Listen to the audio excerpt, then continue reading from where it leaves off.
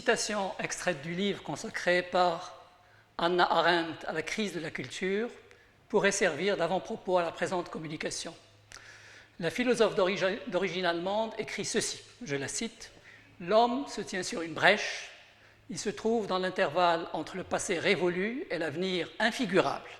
Il ne peut s'y tenir que dans la mesure où il pense. Il brise ainsi, par sa résistance aux forces du passé infini et du futur infini, le flux du temps indifférent. Chaque génération nouvelle, chaque homme nouveau doit découvrir laborieusement l'activité de pensée. » Fin de citation. Mon intervention d'aujourd'hui, sur proposition de M. le doyen Jamaldin Lahani, est un essai de réflexion sur un certain nombre d'enjeux et de défis de l'avenir appréhendés sur la base d'une approche historique. Ce choix pourrait paraître paradoxal de prime abord. Au regard de l'écrasante majorité des gens, l'histoire est en effet généralement associée à des temps révolus, à commencer par l'Antiquité et le Moyen-Âge. Quant aux périodes modernes et contemporaines, il arrive souvent qu'elles ne soient pas distinguées l'une de l'autre. Depuis quelques décennies, le temps présent et l'histoire dite immédiate ont commencé à s'imposer dans le champ historiographique. Mais pour le public, tout ce qui est récent renvoie d'abord aux médias et aux sciences politiques. La représentation de l'histoire, synonyme de temps immémoriaux et de ses nimbes, continue de ce fait de prévaloir, avec ici et là, pour faire bonne mesure, quelques dates plus ou moins approximatives. Un historien de métier peut-il raisonnablement s'aventurer dans ces conditions à penser en termes de futur ? Le pari semble extrêmement hasardeux. La réponse pourrait toutefois, et en dépit de tout, être affirmative, car l'étude de temps révolu, exercice intellectuellement stimulant, n'a pas pour finalité la seule connaissance du passé en tant que tel. Ceux qui s'engagent dans des recherches approfondies et leur consacrent plusieurs années de leur vie essayent en réalité de comprendre d'abord ce qui se passe autour d'eux au présent, dans leur propre pays et ailleurs dans le monde. La rétrospective leur sert d'éclairage. En toute logique, cela leur permet, en s'ouvrant aux apports d'autres domaines des sciences et de la culture, de réfléchir sur le sens de l'évolution en cours sous leurs yeux et de scruter l'avenir intuitivement d'une certaine manière. En quoi consiste l'histoire et quelle est sa finalité ? Pour que le propos soit plus explicite, il conviendrait sans doute de se référer à ce que disait à ce sujet l'une des figures les plus emblématiques de l'école des Annales, Fernand Braudel. Ce grand historien est l'auteur de La Méditerranée et le monde méditerranéen à l'époque de Philippe II.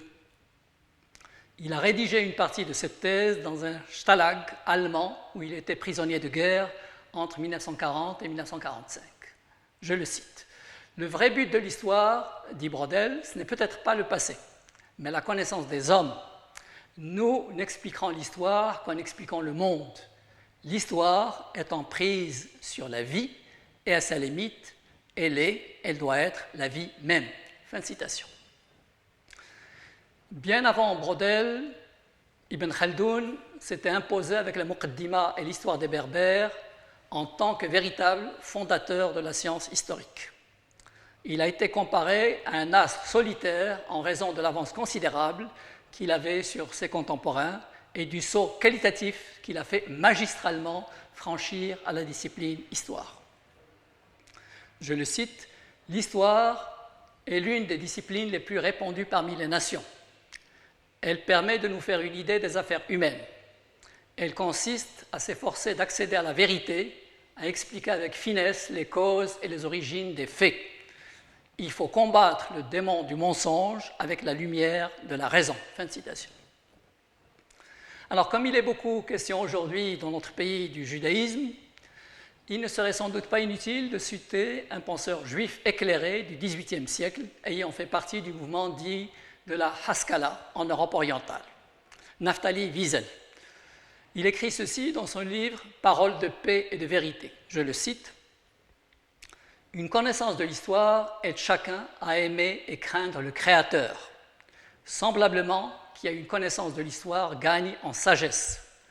Un tel savoir anoblit le cœur de l'homme et l'élève au-dessus de la masse des sots qui rêvent éveillés. » Fin de citation. En tout cas, de nos jours, toute tentative de prospective se heurte aux complications inhérentes à la situation créée par le rythme de la mondialisation et les profonds bouleversements qu'elle a entraînés. Elle est rendue encore plus malaisée par ce qui ressemble à l'amorce, dans le contexte de l'actuelle pandémie, à un processus de démondialisation qui ne dit pas son nom. En témoigne par exemple la multiplication de mesures protectionnistes, voire de guerres commerciales, passant outre les règles établies par l'OMC, l'Organisation mondiale du commerce, et génératrice de toutes sortes de perturbations.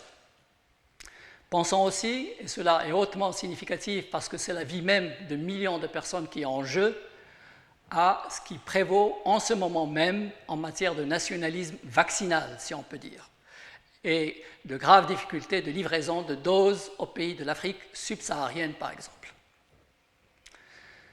L'historien ne peut s'empêcher de comparer la situation d'aujourd'hui à celle que le monde a connue au cours des années 1930 avec le crash de la bourse de New York en 1929, le marasme dans lequel l'économie mondiale a été plongée, l'extension du chômage de masse, la montée des populismes, des partis d'extrême droite et du nazisme, ainsi que l'expansionnisme allemand, italien et japonais.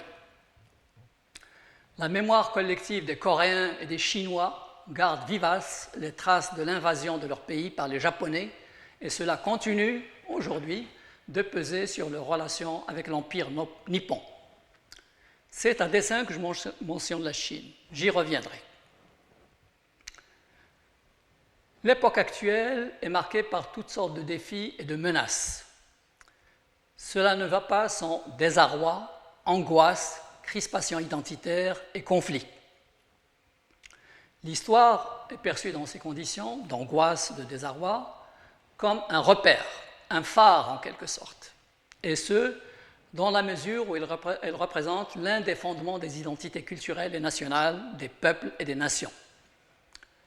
C'est en partie à travers l'histoire et la culture de manière plus générale que les citoyens se font une perception d'eux-mêmes et des autres, que l'on pense en l'occurrence au préambule de la Constitution de 2011 et ses stipulations portant sur la richesse de la civilisation marocaine et la diversité de ses apports à travers les siècles. À propos de l'éducation et de la culture, précisément, et de ce qui en est escompté, il conviendrait de citer le premier discours du trône de Sa Majesté le roi Mohammed VI. Le souverain avait déclaré, je cite, « La question de l'enseignement figure en tête de nos préoccupations actuelles et futures en raison de son extrême importance, de son impact sur la formation de générations et de leur préparation à accéder à la vie active pour contribuer à l'édification de la nation avec compétence, savoir-faire, abnégation, par la mise en valeur des potentialités scientifiques, des innovations technologiques, ainsi que des larges perspectives qu'ils ouvrent pour l'intégration dans le processus de mondialisation. » Fin de citation.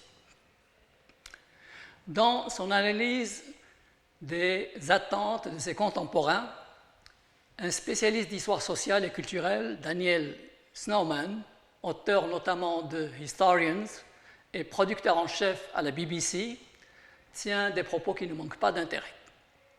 Il estime en effet que, de nos jours, le désarroi causé par la perte de repères crée de facto une sorte de similitude entre, d'une part, les fonctions de médiation assumées par l'historien entre le présent et le passé, et d'autre part, d'un autre côté, l'intercession incombant au milieu chrétien aux prêtres.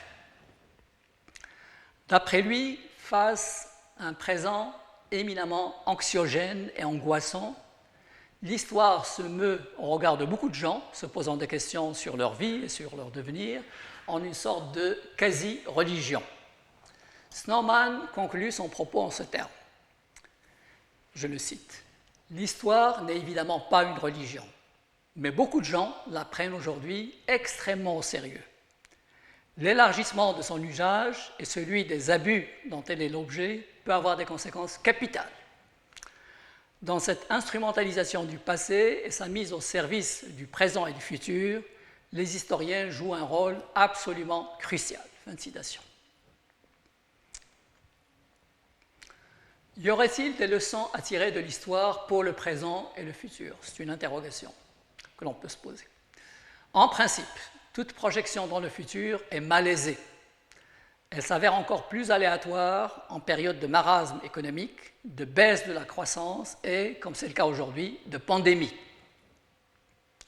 D'ailleurs, même en temps dit normal, il n'y a pratiquement pas de modèle tout prêt pouvant servir de référence ou de repère dans la recherche de solutions alternatives, telles que le New Deal aux États-Unis dans les années 1930 ou le plan Marshall ayant permis la reconstruction de l'Europe occidentale, en particulier dans le cadre de l'OTAN, l'Organisation de l'Atlantique Nord. Le repositionnement sur la scène mondiale de l'Allemagne et du Japon, dévastés par la guerre et vaincus, a été qualifié de miracle dans les années 60. En fait, c'est aux capitaux et aux calculs géostratégiques des Américains face à l'Union soviétique et la Chine qu'ils doivent leur rapide reconstruction et leur prouesse économique, commerciale, monétaire et financière. S'agissant de notre continent, c'était l'époque où l'on répétait à la suite de l'agronome René Dumont que, je le cite, « l'Afrique était mal partie ». La formule n'était pas totalement dépourvue de bien-fondé, sauf que ceux qui la propageaient oubliaient, ou plus exactement occultaient, les dégâts causés par la domination coloniale et l'exploitation néocoloniale. S'y ajoutaient les dévastations et l'instabilité provoquées par les proxy wars que les grandes puissances se livraient en Afrique dans le contexte de la guerre froide. En tout cas, le hasard, l'inattendu et ce qui paraît à première vue impossible ou inimaginable ont eux aussi leur part dans le devenir de l'humanité, à commencer par celui de la science. Que l'on pense à Newton et à la découverte de la loi de la gravitation, ou encore à Copernic et au temps qu'il a fallu pour que soit admise l'idée que la Terre était ronde et tournait autour du Soleil. En d'autres termes, il est difficile de recourir, dans le cas d'espèce, à ce qu'on appelle couramment, à tort ou à raison, les leçons à tirer de l'histoire. Pour davantage de clarté, il convient de citer un historien français ayant enseigné à la faculté des lettres de Rabat au cours des années 1960, Daniel Nordman, directeur de recherche au CNRS et à l'École des hautes études en sciences sociales à Paris. Dans un article intitulé « Recherche historique et enjeux civiques », il écrit ceci, je le cite. « Quand bien même seraient réunis tous les éléments d'appréciation, inventoriés et méditer toutes les situations comparables du passé, rien ne remplace un choix politique. » Fin de citation. Nordman ajoute qu'il est, je le cite encore une fois, illusoire de scruter dans le passé ce qui ressemble au présent, d'imaginer une continuité, une chaîne unique de causalité. La recherche historique ne relève pas d'une généalogie ascendante qui conduirait du connu vers l'inconnu. La démarche de l'historien n'est ni linéaire ni sélective dans l'identification des origines. Aucune expérience ne s'est transmise comme une leçon ou comme un secret opportunément dévoilé. Fin de citation. Cela ne signifie cependant pas que le passé n'est pas à méditer et qu'il ne s'impose pas dans certaines situations, y compris bien entendu dans de grands choix politiques, économiques, stratégiques et autres. Aujourd'hui, on parle beaucoup aux États-Unis du New Deal et de Roosevelt dans le cadre du plan de relance du président Joe Biden. Ailleurs dans le monde, les énormes budgets consacrés par les États, principalement en Europe occidentale et ici même au Maroc, à la lutte contre les effets de la pandémie et à la relance, font irrémédiablement penser à ce que l'économiste anglais John Maynard Keynes préconisait au lendemain de la Première Guerre mondiale. L'auteur de la fameuse théorie générale, donc Keynes, recommandait en effet une intervention massive des États et le recours délibéré à une politique inflationniste pour résorber le chômage de masse et faciliter la relance. Keynes est aujourd'hui d'actualité. Venons-en maintenant aux enjeux et défis auxquels l'histoire doit faire face au présent, dans la perspective de l'avenir et de ses incertitudes. En milieu universitaire, la réflexion sur l'avenir ne saurait sans doute être valide que si elle ne perd pas de vue des problématiques dépassant largement le champ de la recherche scientifique.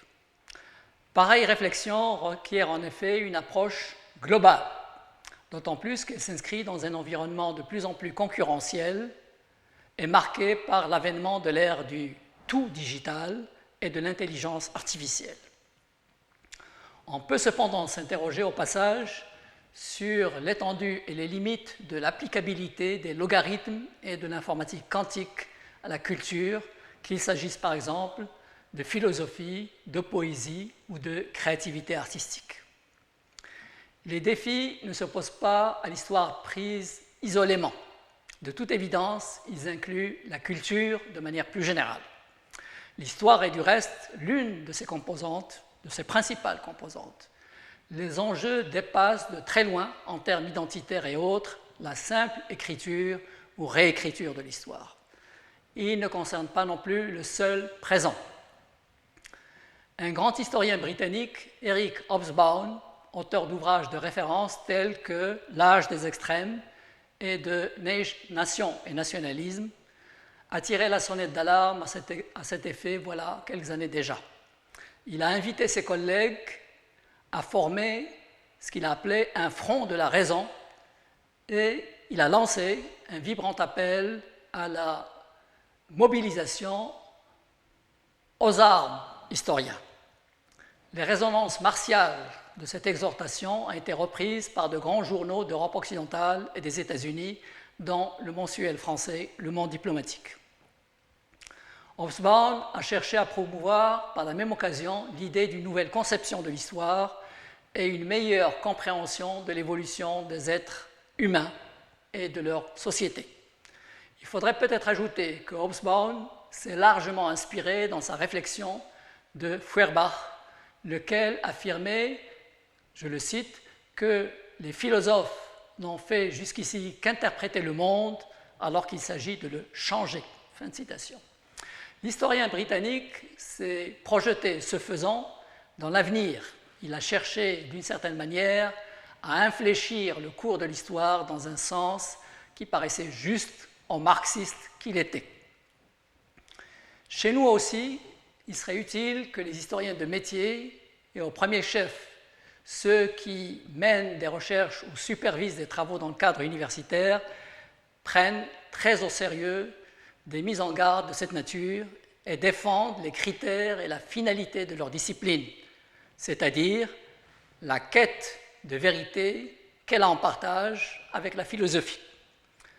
Non moins importante, voire vitale, est l'attention à apporter à la formation de jeunes chercheurs susceptibles de prendre la relève et de contribuer au présent et à l'avenir à une accumulation scientifique de haut niveau du savoir historique. Le public marocain en est bien sûr le premier concerné. Il est le premier concerné. Toutefois, le fait que l'histoire, la culture, le patrimoine et la civilisation du Maroc intéressent aussi beaucoup de gens à l'étranger. Il y aurait lieu de rappeler également que la quête ou l'ambition d'universalité s'impose aujourd'hui avec d'autant plus de force que nous vivons dans un monde où l'histoire est plus que jamais connectée et le sera encore davantage à l'avenir. Les travaux d'historiens de renom tels que l'Indien ou plutôt américano-indien Sanjay Subrahmanyam expliquent cet état de fait. Enseignant aux États-Unis et à Paris au Collège de France, il plaide en particulier pour ce qu'il appelle « connected histories », l'histoire connectée. Dans un contexte général marqué par les tentatives de renouvellement des approches et de reformulation de cadres théoriques répondant aux exigences de temps nouveaux, il en appelle à une histoire globale, plus attentive aux sources et aux regards non occidentaux. L'historiographie marocaine, principalement celle qui s'exerce dans le cadre de l'université, est bien évidemment partie prenante dans de tels questionnements. Elle a effectivement en partage avec les courants historiographiques européens, américains et autres, les paradigmes, les concepts, les méthodologies et bien en amont les cadres épistémologiques sur lesquels se fonde la recherche scientifique. Cette historiographie interagit avec ces mêmes courants. d'autant que de nombreux chercheurs étrangers, notamment français, espagnols, britanniques et américains, ont choisi le Maroc comme objet d'étude. Leurs publications représentent une contribution appréciable à une meilleure connaissance de l'histoire de ce pays, son appréhension non seulement par des nationaux, mais vue de l'extérieur aussi, ne peut être que stimulante et offrir un choix plus qu'éclectique aux amateurs d'histoire, aux professionnels et aux amateurs d'histoire, bien entendu. Aujourd'hui, la prévalence à ce niveau est à de jeunes historiens américains, je veux dire les étrangers qui étudient le Maroc, ou plus exactement historiennes américaines. La faculté des lettres de Rabat a publié ce mois-ci, avril 2021, l'excellente thèse de l'une d'entre elles, Jessica Marjlin, portant sur le judaïsme marocain, traduite en arabe par Khalid Benserer. Et à l'intention de nos étudiants, je dirais à dessein, donc délibérément, qu'elle a travaillé sur des documents d'archives en anglais, en français, en hébreu et en arabe, notamment les archives des Qadi de Fès, Mahkama al-Sharaïa. En quoi consistent les autres menaces pesant sur la discipline histoire et son devenir? Les tentatives d'atteinte au fondement de l'histoire et à sa finalité viennent en particulier de ce qui a été appelé le tournant linguistique, linguistic turn, appellation en vogue depuis 1967. Ce tournant est indissociable de la crise de l'histoire intellectuelle aux États-Unis dans les années 1970-1980. Il a remis en cause les paradigmes des sciences humaines et sociales. Ces théoriciens ont ainsi essayé de réduire l'histoire à de simples représentations. Pour eux, elle n'était qu'une fiction-making operation. Ils n'y voyaient qu'une simple reconstruction opérée par des historiens. Au cours de ces mêmes années 1980, et toujours depuis les États-Unis, s'est propagé le concept encore plus radical de fin de l'histoire. C'est Francis Fukuyama, un political scientist de la prestigieuse université de Harvard, où existait d'ailleurs à l'époque un Morocco Forum, qui a forgé ce concept de fin de l'histoire. Dans son analyse, cette fin était associée au triomphe du libéralisme tel que le conçoit l'Occident, à la position quasi hégémonique des États-Unis sur la scène internationale à la veille de l'implosion de l'Union soviétique et à l'avènement de ce qu'il a appelé l'État universel homogène. Fukuyama, rendu encore plus célèbre avec un second ouvrage intitulé « Le choc des civilisations » paru en 1996, n'allait cependant pas tarder à se raviser. Il y fut contraint par l'émergence d'un monde multipolaire avant même que la Chine ne commence à se poser ouvertement en challenger des États-Unis, aspirant à devenir la première puissance économique mondiale. Dès 1999, il a dû faire machine arrière et admettre que l'histoire ne peut guère s'achever. Elle a en effet, pour elle, l'éternité. Rappelons que dans sa conception initiale, Fukuyama s'était inspiré en partie de ce que Hegel avait écrit à propos du, je cite Hegel, du moment où l'histoire culmine. Et à propos des penseurs allemands, précisément, il convient de mentionner que Nietzsche a été l'un des premiers philosophes à s'attaquer de manière frontale à l'histoire dans un fascicule intitulé « De l'utilité et de l'inconvénient des études historiques pour la vie ». Peut-on considérer l'historiographie comme un champ ouvert à tous les vents? Une autre préoccupation des historiens de métier exerçant dans les universités est en effet directement liée à la multiplicité des intervenants dans le champ historiographique. C'est pratiquement le seul domaine des sciences humaines et sociales où il y a une telle multiplicité, mettant souvent à rude épreuve les critères de la discipline, ses concepts et sa méthodologie, voire sa finalité. L'histoire n'est certes pas le monopole des universitaires, c'est évident, mais le phénomène que représente la prolifération de son écriture, ou plutôt de sa réécriture non académique, doit être relevé. En réalité, ce phénomène n'est pas nouveau. Au XIVe siècle déjà, Ibn Khaldoun, qui écrivait dans un contexte dévasté par les ravages provoqués par la peste noire de 1348, épidémie ayant emporté toute sa famille à Tunis, affirmait ceci, je le cite. « Il est courant que ceux qui n'y connaissent rien se mêlent de recherches scientifiques. Si le chercheur en histoire n'a pas une claire notion des principes fournis par la coutume, les fondements de la politique, la nature même de la civilisation et les conditions qui régissent la société, il ne pourra éviter les faux pas hors la grande route de la vérité. » Fin de citation.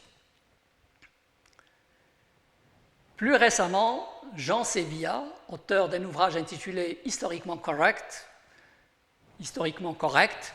a dressé le constat suivant, je le cite. « Chaque jour, des spécialistes qui ont consacré de nombreuses années à étudier tel ou tel sujet subissent l'épreuve de découvrir, au hasard d'un article de journal, d'une émission de radio ou de télévision, des contre-vérités flagrantes témoignant d'une inculture proportionnelle à l'autorité avec lesquelles elles sont assénées. » Fin de citation. Concernant les médias précisément, il serait utile de lire et de relire ce qu'en dit le sociologue Pierre Bourdieu dans un livre consacré à la télévision. Il va jusqu'à affirmer qu'elle est destructrice de la culture. Ceci est bien évidemment discutable, notamment quand on pense à la qualité d'un certain nombre de documentaires. De nos jours, l'histoire est également fortement bousculée par la mémoire. Notre époque est considérée comme étant l'ère du témoin. Très souvent, il y a confusion entre histoire et mémoire. Peu de gens prêtent attention à la différence entre l'une et l'autre.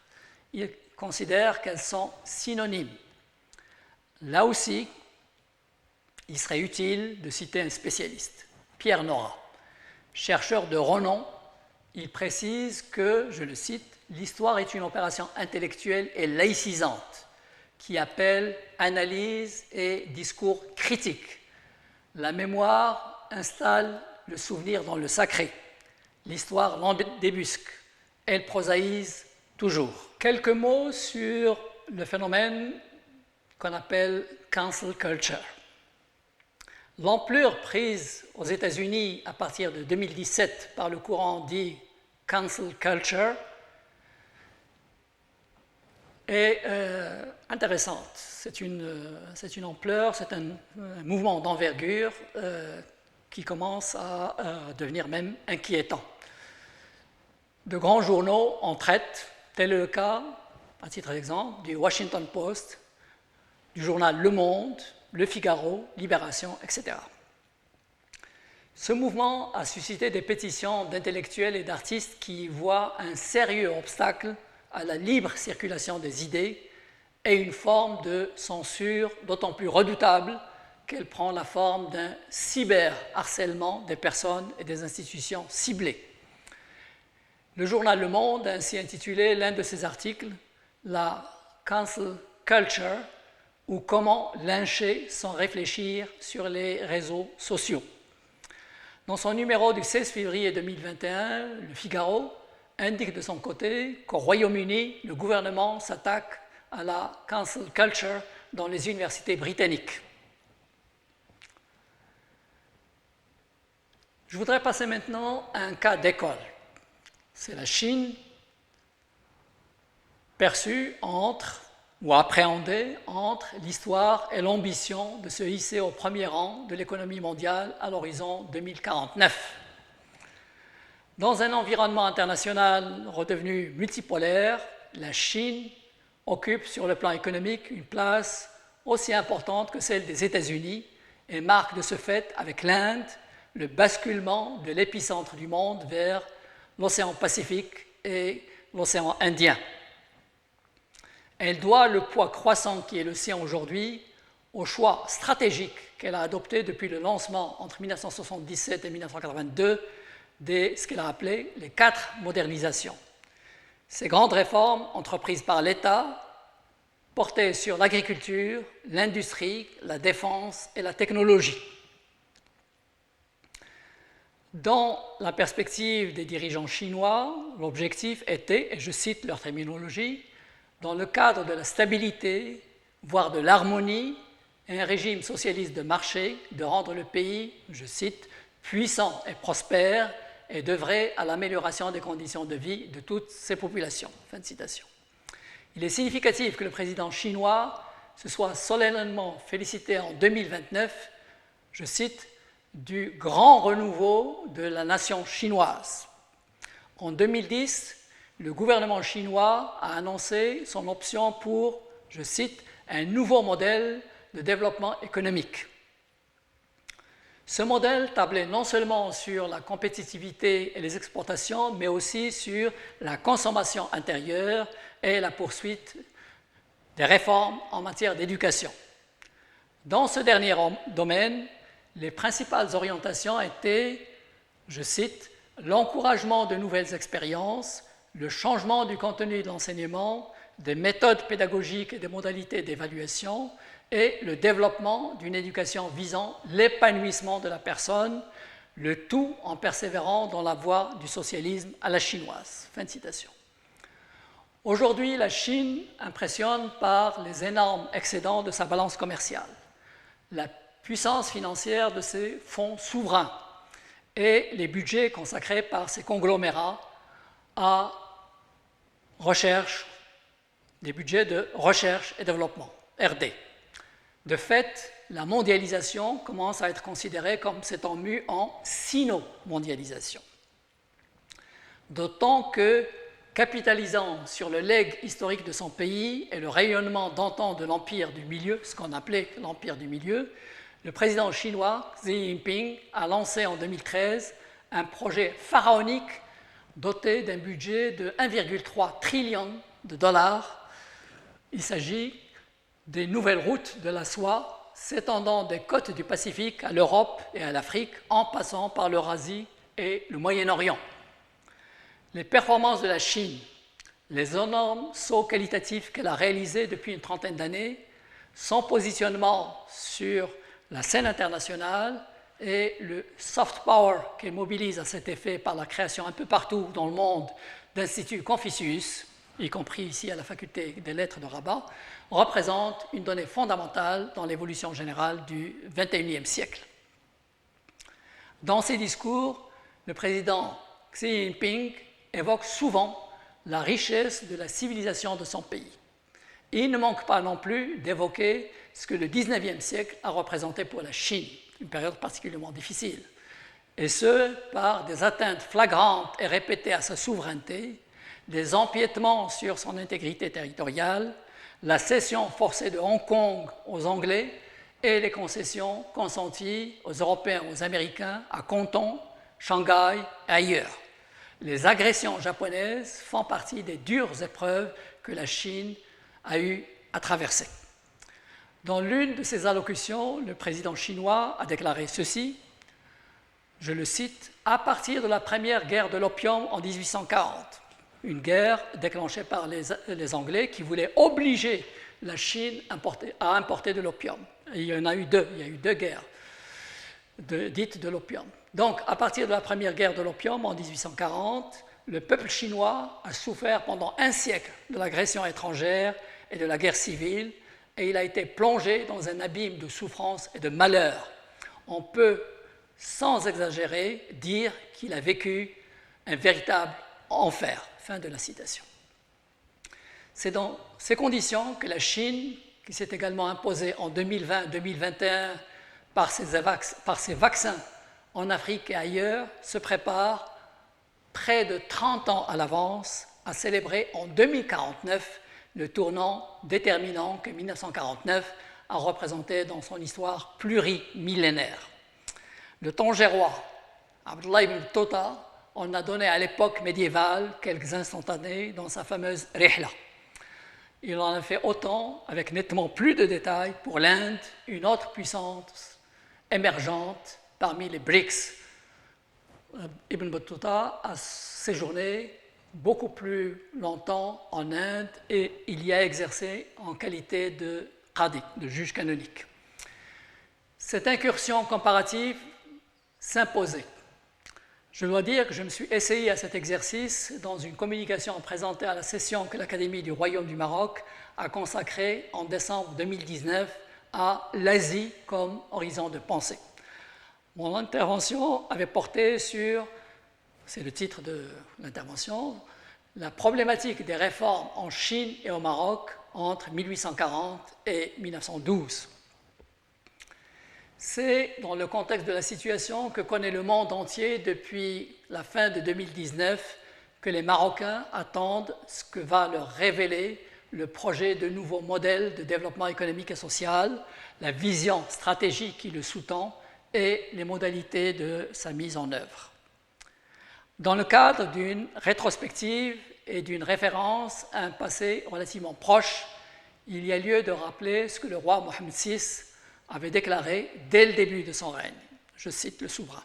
« Nous sommes extrêmement attachés à la monarchie constitutionnelle, au multipartisme, au libéralisme économique, à la politique de régionalisation et de décentralisation, à l'édification de l'état de droit, à la sauvegarde des droits de l'homme et des libertés individuelles et collectives et au maintien de la sécurité et de la stabilité pour tous. Nous souhaitons que le Maroc, sous notre règne, aille de l'avant sur la voie du développement et de la modernité et qu'il accède au troisième millénaire doté d'une vision prospective en parfaite cohabitation avec nos partenaires, préservant notre identité et sa spécificité dans le cadre d'une authenticité reconfirmée et d'une modernité qui ne renie guère nos valeurs sacrées. » Pour terminer sur une note d'histoire, je voudrais citer Ernest Renan et la définition qu'il donne de la nation après avoir évoqué ses fondements historiques. La nation, dit-il, c'est aussi le rêve d'un avenir partagé.